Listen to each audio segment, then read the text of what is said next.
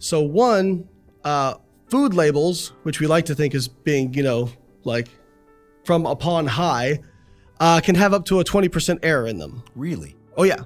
So 100 calorie, something listed as 100 calories per serving, what's actually in there could be 80 or 120. Right, exactly. Huh. So that's one aspect of it.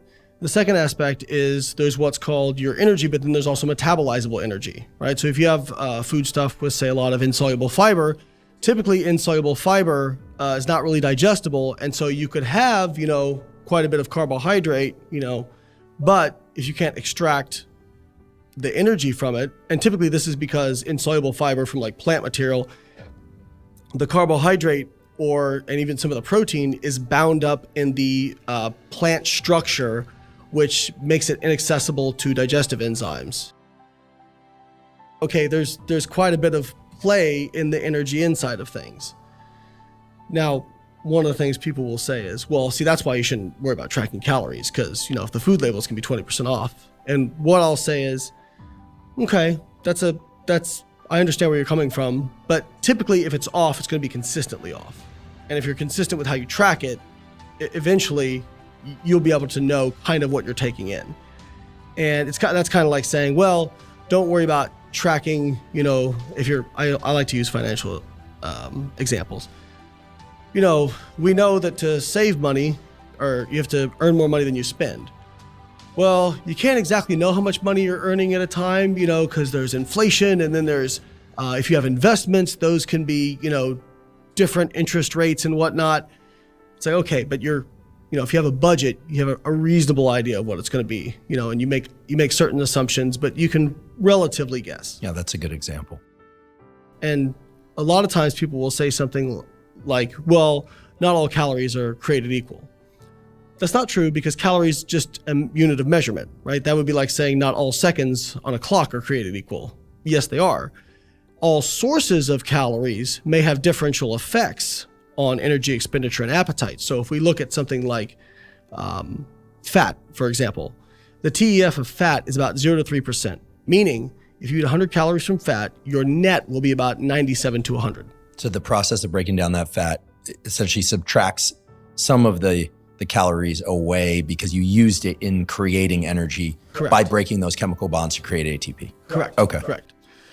But if you eat 100 calories, you'll net 90 to 95. Protein is about a 20 to 30% TEF. So if you eat 100 calories from protein, you're only netting 70 to 80. Now you're still net, people say, well, you can't eat too much protein. Well, people will ask, well, can protein be stored as fat? The carbons from protein, it's unlikely it's going to wind up in adipose tissue. But if you're eating a lot of protein overall as part of a lot of calories, it has to be oxidized, and it can provide a calorie cushion for other things to be stored in fat. But protein itself does provide, a net positive for calories, but less so than carbohydrate or fat, and tends to be more satiating. So again, when people talk about, are all calories created equal? Yes, but all sources of calories may have differential effects on energy expenditure and appetite. So that's the TEF bucket and the BMR bucket. Then we go to physical activity. And physical activity is essentially two parts. There's exercise, which is kind of your purposeful movements. Like you go out for a walk, you do a training session, whatever. Any purposeful activity. And then you have what's called NEAT, which is non-exercise activity thermogenesis, which I think is actually really cool. It's fascinating. Yeah, it is. So I was actually hanging out with somebody last night, and I was noticing them. They were fidgeting their feet and their fingers. And I said, have you always been pretty lean? And they were like, yeah, I never really had a problem maintaining leanness. And when you look at the obese resistant phenotype, people think they have high BMR or, they exercise a lot. And really what it seems to be is NEAT. They tend to, if they overeat, they just spontaneously increase their physical activity. Now, people get NEAT confused. I've heard people say, well, I'm going to go out for a walk to get my NEAT up. That's not NEAT. NEAT is not something you can consciously modify. What you're doing there, if it's purposeful, it's exercise. So for example, when I'm talking, if I'm waving around my hands, if I'm tapping my feet, if I'm whatever, that's NEAT.